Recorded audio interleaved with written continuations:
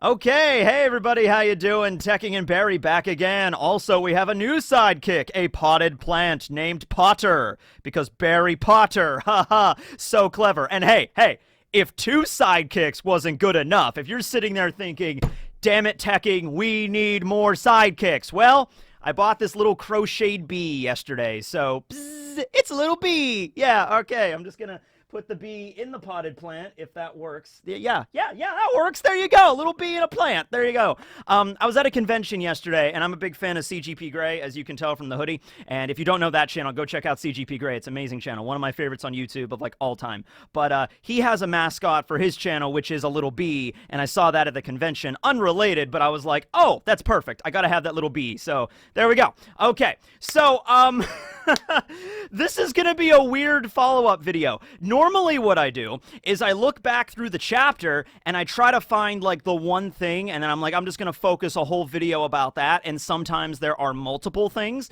and there are in this chapter, but I gotta be honest with you, looking back through everything and all the comments I received, because, you know, I miss a lot of stuff in the chapters, and so I'm reading a lot of the comments and everything, and I'm like, wow, there's actually a lot more stuff to unpack. So, this is basically just going to be another review. Like, I'm just going to be straight up with you. It's going to be more streamlined. I have some notes in front of me. We're just going to tackle various panels, various sections of the chapter. So it's going to be an entire video of things Tekking missed in the chapter, pretty much, okay?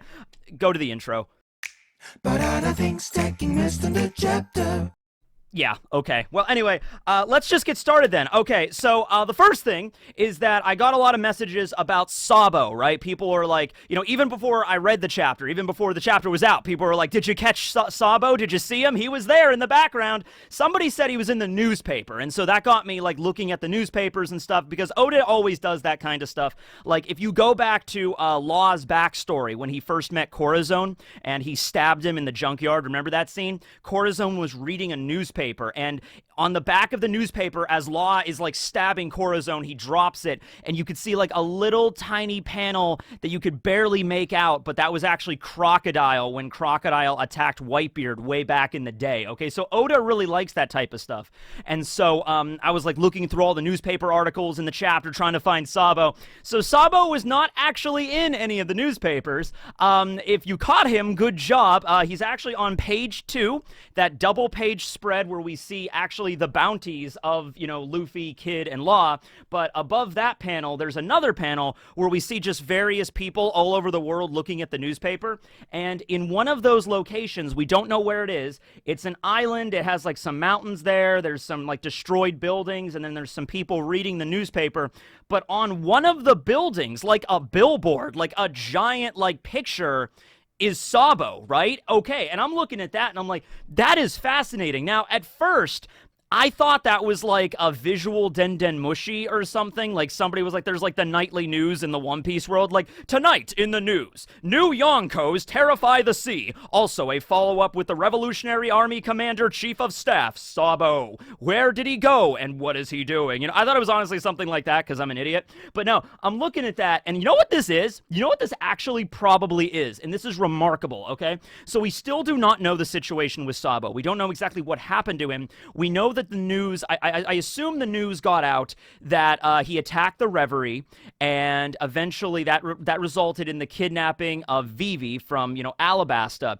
And I think what the world government is trying to spin here is that Sabo, you know, being a revolutionary is the bad guy, okay, because that's the world government's propaganda, okay, so Sabo must have done something to, like, capture Vivi, right, that was the way the government spun it, but the way it's looking like here, honestly, this is a country, it seems that, like, a lot of the buildings are destroyed, so this looks like a war-torn nation, and we actually see the flag of the nation, but we don't know what flag it is, okay, so maybe later this will be relevant, so just pay attention to that flag, because I think we're going to see it again in future chapters in other places.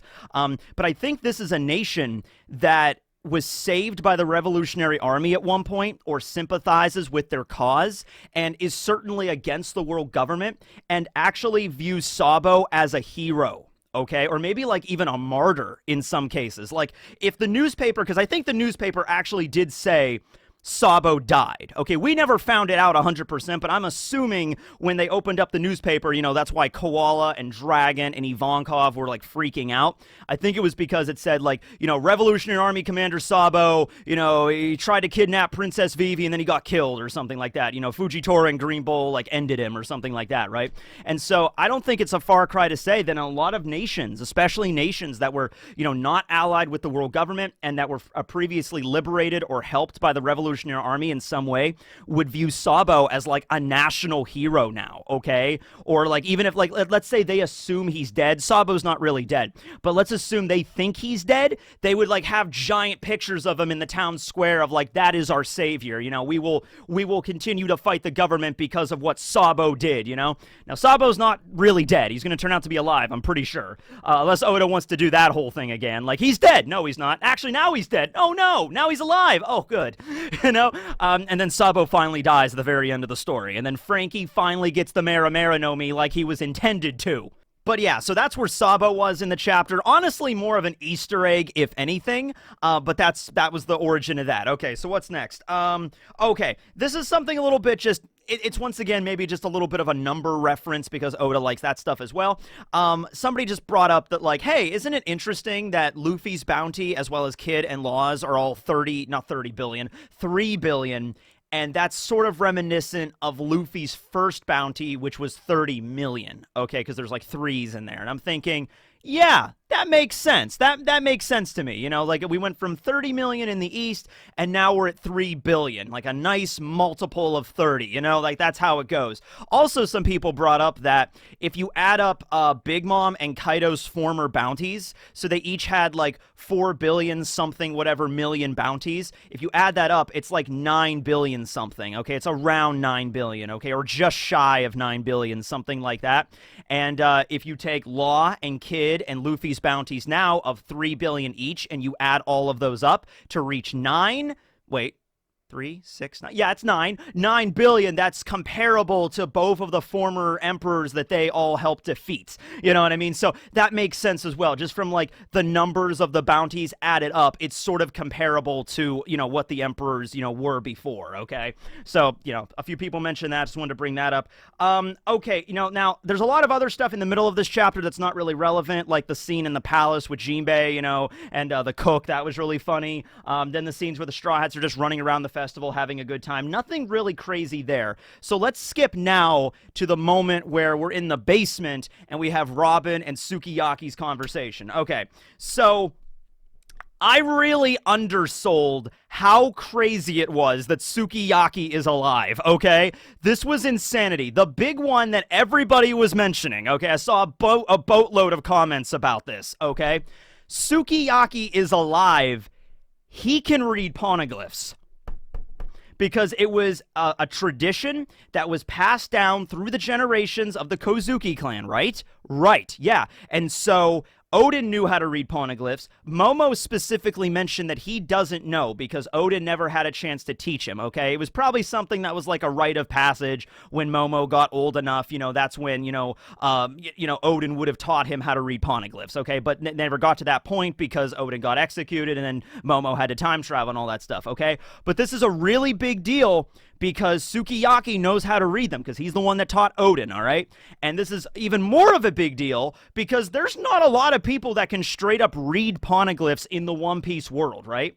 Like, we have Pudding and the Third Eye tribe in general. We don't know a lot about them, who apparently have the ability to, like, read or, like, harness the voice of all things with their just the ability of their third eye, and they can kind of read anything. And then we have people like Roger who had the ability to, like, sense the meaning behind all things. Remember, Roger could not read the poneglyph script, like, literally. He can't, like, look at it and be like, 785 years ago, or anything like that. He couldn't do that. But what he could do is he can look at the poneglyphs and kind of get like the general vibe of what the words meant. Like he looked at the poneglyph at the Sky Island and he was like, this talks about a great weapon somewhere, doesn't it, Odin? And then Odin was the one that actually translated, like, yeah, it talks about a weapon named Poseidon. It's located on Fishman Island, okay, so that was the way that, like, Roger could sense it. Luffy also is sort of in that same vein, okay? But when it comes to scholars like Robin, who can actually just, like, she learned how to read them, and she can go and just read the damn thing and transcribe it perfectly,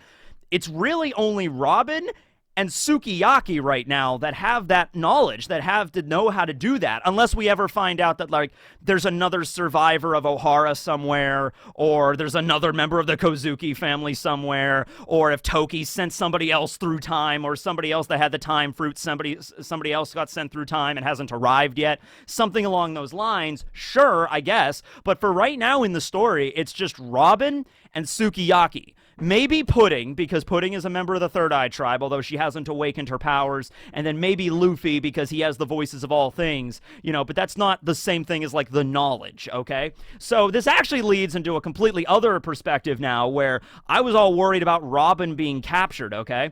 And, I was actually talking about this with a friend last night, because I have a friend who really likes One Piece and also reads everything, and he's caught up to everything. So we're having this discussion last night. And so he was like, well, wouldn't it be interesting if, Sukiyaki could teach Momo, right? Because Sukiyaki, he doesn't have to reveal that he's his grandfather or somebody. He could always come up with a lie. If Sukiyaki's, like, dead set on not telling Momo that, like, I'm your pappy, I'm your grandpa, even if he doesn't want to do that, he could always lie and just say, oh, I'm a friend of the Kozuki clan or something, or I am the great seer of Wano, or I'm some bullshit like that. And it's like, blah, blah, blah, backstory, fake backstory. I can read poneglyphs. And so Sukiyaki could still teach Momo how to read the poneglyphs without revealing that he's a member of the Kozukis. I don't know why he would hide it. I guess his pride and all that, but, whatever. Also, just delving a little bit more into Sukiyaki's backstory, which Robin pretty much just skipped. It's like, that was great. Just like, I'm skipping this cutscene. I don't want to hear about your sad backstory. I want to know about Pluton, okay? But just a little bit more about Sukiyaki. So I was a little curious on how did he exactly end up in the basement. I thought he died of his sickness. I thought Orochi poisoned him. Because Higurashi had the power of the Mane Mane no Mi, right? I'm thinking it's possible that she, like, pretended that Sukiyaki was sick. So maybe what they actually did was they captured Sukiyaki, threw him in the basement, locked the door, and then Higurashi assumed the disguise of Sukiyaki and pretended to be sick, and then died. And so all of Wano at large basically like, oh no, our great shogun Sukiyaki has died. And they threw a funeral for him and everything. Maybe they swapped out the body, or it was like closed casket or something. And so that's how all of Wano just accepted the fact that Sukiyaki was dead.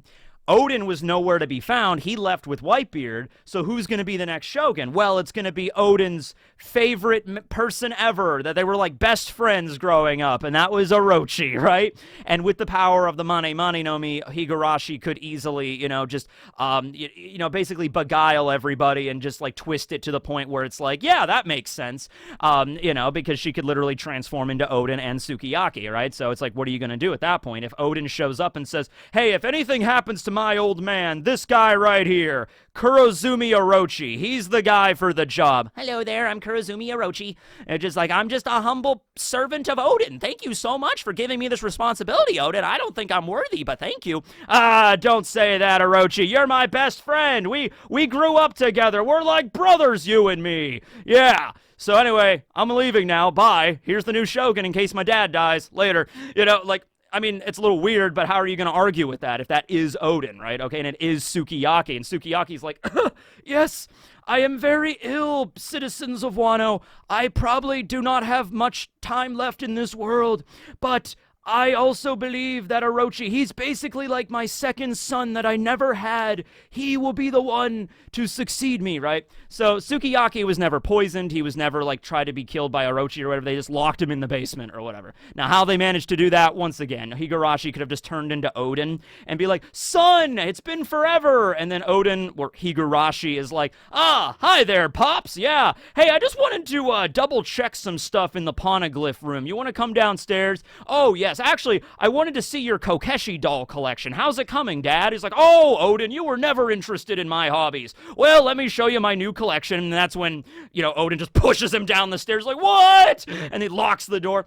Keeping Sukiyaki alive, like from Orochi's perspective, would make sense because he can read poneglyphs and Orochi can't, okay? Now, I don't know if Orochi ever gave a shit about the poneglyphs, really. He cared more about just ruling Wano and then just burning it down, essentially. But you also got to remember he was allied with Kaido. Kaido might have had a stipulation of like, hey, Orochi, I know that there's poneglyphs in Wano. I don't know how to read them, so if there's anybody that you know that knows how to read them, keep them around. So maybe Orochi was like, okay, Kaido, I'll lock Sukiyaki in the basement. He can read poneglyphs. He's not cooperating right now, but after years and years of slowly dwindling his Kokeshi doll collection, he will certainly obey us. And then eventually Sukiyaki just escapes. Still don't know how he managed to do that, but, it's his private little rec room. I'm sure maybe there was like a flagstone he lifted up and he could like tunnel out like Andy Dufresne style or some shit. I don't know. But, so that's just a little bit more about Sukiyaki's, like, escape and his story that Robin just skipped over, okay? Oh, this is a big one. Okay. This could go either way. And this was actually something I found out myself. Okay, a lot of this stuff was just me reading comments, so thanks to everybody for commenting and stuff and picking up where I, left off. But there was one thing I realized, and I'm sure other people have mentioned this, but I went back through the chapters, right? And I went back to read the first appearance of Tenguyama Hitetsu, okay? Just to see if I missed anything. Hold on a moment.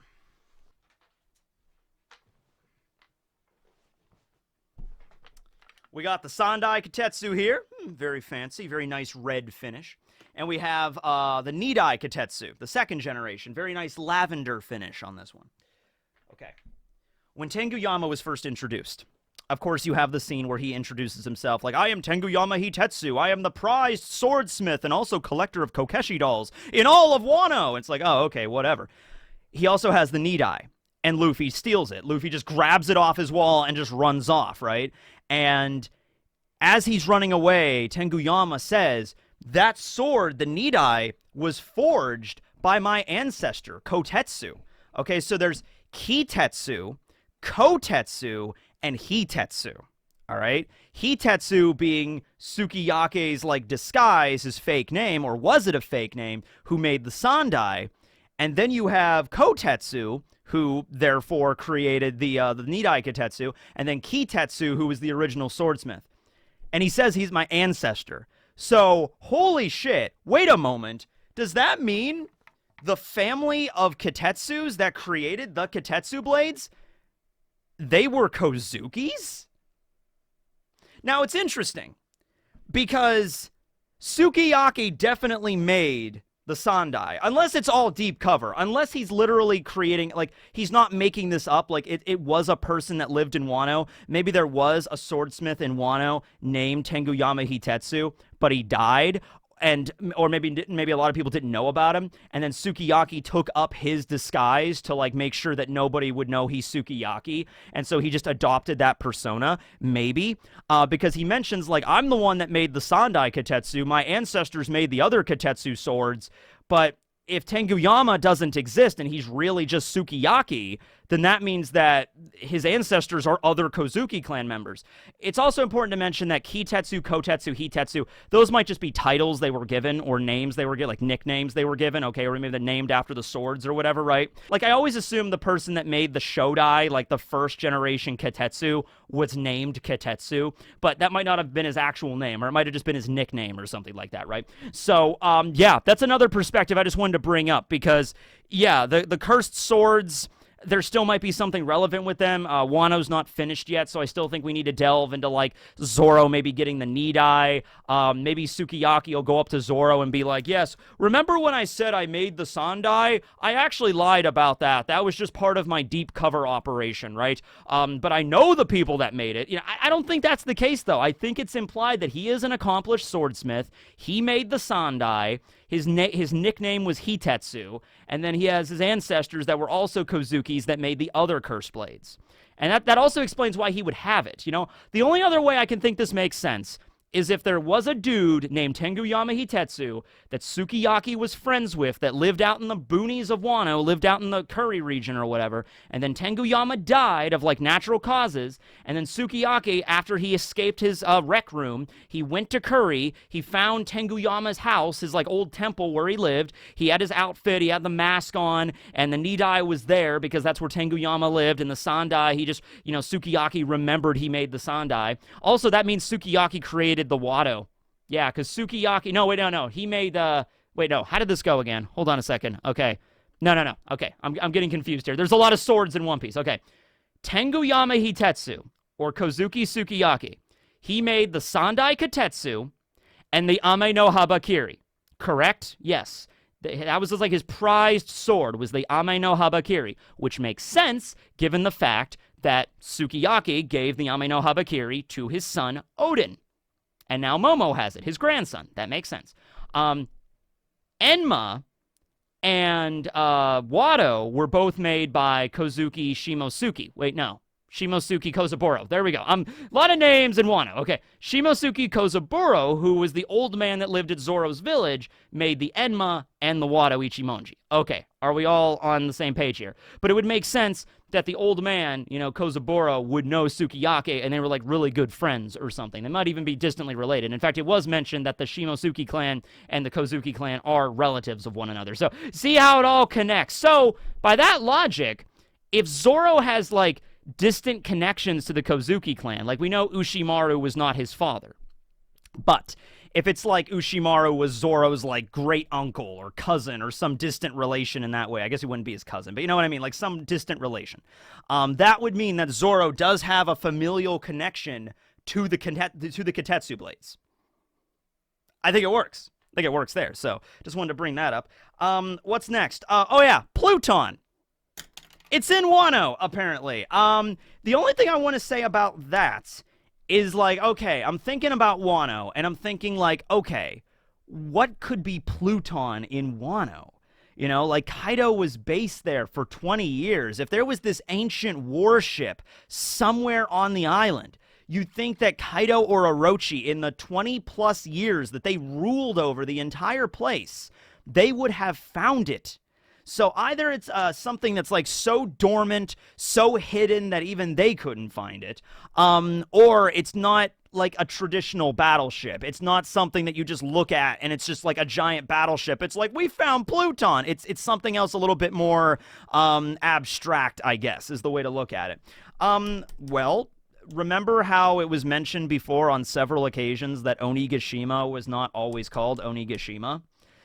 Onigashima has another name. Yeah, in fact, I was looking at a video, not a video, I was looking at an article the other day that had a long list of, like, every plot thread in Wano, and it's like, if Oda abandoned it or not, and it's like, this was abandoned, this was abandoned, this was abandoned. I'm like, Wano's not even over yet, so I don't even know. But one of the stuff on that list was, Onigashima having a different name, because I think Izo mentioned that. Izo was like, oh, they're calling it Onigashima now? It used to be called something else, but whatever. What if Onigashima's original name was not Pluton? Because that would be a little bit too on the nose there. That would be a little bit too obvious. It's like Kaido lands, I'm looking for the ancient weapon named Pluton. Anyway, I'm going to set up my base on Pluton Island. There's probably a connection. Just like, no. What if, though, the name of Onigashima used to be something like Hades or something, like another connection or to the underworld, to the god of dead, or maybe the god of death, and like maybe it was named Osiris or something, you know what I mean? Not Pluton directly, but a name that connects back to the underworld in some way, shape, or form. Maybe not even the Greek underworld, but some form of the underworld, okay? And maybe that is why Kaido set up his base on that island, but he just never figured out the secret. He just never found it out. What if it actually has something to do with the giant Oni skull? I mean, we bring that up constantly, like, is it just a skull, or is it just a mountain shaped like a skull, or is it an actual skull? Are you kidding me? This is the One Piece world. That thing is an actual skull from an actual thing that actually existed and lived at some point. I guarantee you, okay? Now, they lifted up the whole island and there wasn't like a whole skeleton underneath. Or maybe Kaido just lifted up the island and snapped the bones or something so we don't see it. Maybe under where it used to be actually is the full body of whatever.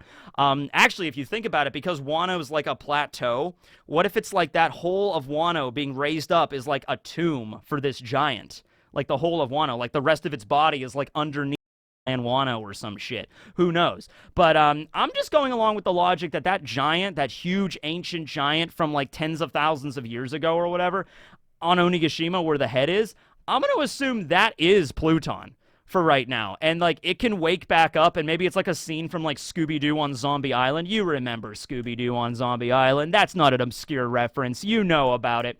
You know, where, you know, Morgan Moonscar comes out of the ground and he's like a skeleton at first. Yo ho ho ho, he's a skeleton pirate. But actually, yeah, probably the first skeleton pirate I ever saw in my entire life. I was like 5 years old when I watched that movie. It was terrifying. But then the scene where Morgan Moonscar, like that green shit swirls around him and he gets muscles and his rotted flesh comes back. Oh, he's like a zombie, and it's a terrifying sound. And it's like, yeah, maybe it's like that. Maybe the skull will like reunite with the body, and the body like rises up, and it's like a giant stone behemoth or skeletal behemoth. And then the skin and the muscle begins to like congeal back on him, and he's just, and it's like, that's Pluton.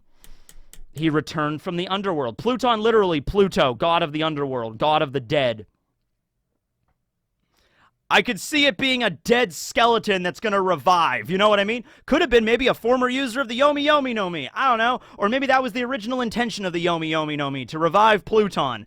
Brooks ability literally has the power to channel the forces of the underworld into the living realm, and Pluton is a reference to the Lord of the Underworld. So, saying the Yomi Yomi no Mi and that is a connection, it's not crazy. Speaking of Brook... Moving on to the next part involving Green Bull. Couple of things. First off, people have mentioned that Green Bull looks a lot like Chad, Yasutaro Sato from Bleach. And looking at him again, I'm like, yeah, I can actually see that. So that's something fun. But also, people have brought this up. This is great. You know, Brook can probably fight Green Bull, right? Brook would probably be immune to his power. As in, like, Green Bull's whole thing is using roots to like absorb the nutrients or the water or somebody like out of their bodies or something. He's like shriveling people up like Queen. Brook would be immune to that. Now, that doesn't mean that like Brook can just show up and like one shot, you know, Green Bull or whatever. Like Green Bull stabs and he's like, yo, I am impervious. You know, Green Bull could still use his like vines and his roots to like grab Brook and like restrain him and like crush him probably really easy. Oh, but then again, Brook has ice powers. Huh. I don't know how this would go, actually. Shit. Okay, so Brook has to 1v1 Green Bull now. I guess we're all in agreement there. Are you cool with that? I'm cool with that. Yeah, let's go with that. Okay, so it's going to be Green Bull fighting against Brook. No assistance on this matter. It's going to be Brook 100%. That's the reason why Brook didn't do a lot of crazy stuff during Wano. It's because Oda is building up the Brook versus Green Bull fight. Just like how Usopp did not do a lot in this arc, because we're going to go to Elbath, right? Right?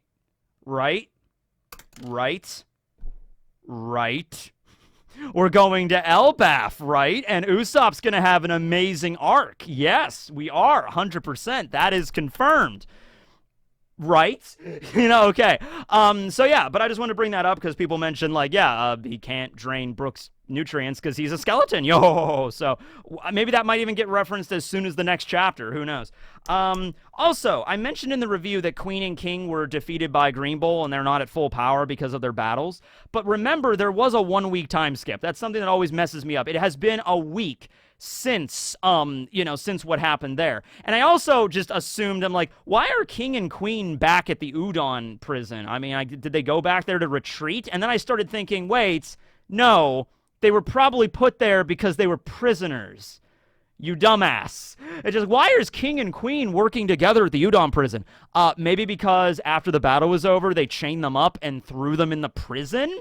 Because they're prisoners? Because they're beast pirates? Like, it's been a week. What did you think? They just left their bodies on Onigashima and just ignored them? No. They probably went back, they grabbed Queen and King and Jack, if he's still alive, all the remaining beast pirates, and threw them into the Udon prison. And Babanuki is working for Otama, so, they was like, I'll keep an eye on him, don't worry about it, right? And then Green Bull attacks Udon while he's walking to the Flower Capital, because the Udon prison is on the way, and he, wiped out all of the people there. Yeah, that makes sense. So, yeah. Also, it's been a week, so maybe they trained trained a little bit. Not trained a little bit, but maybe they healed a little bit since then. Maybe they did train. I don't know. I mean, it worked for Luffy and Kid when they were in the prison. Maybe King and Queen are like, hey, we need to work out here. You know, King and Queen do the sumo inferno. It's like, we're going to get stronger, and we're going to have our story arc where we take back Wano. Didn't work out too well, but yeah, I wanted to bring that up there. And then we have the moment with the festival. The only thing I wanted to bring up there is the Kinemon thing with Kinemon hanging out with his wife. I thought that was a really nice scene there. So they're reunited. That's a really nice scene.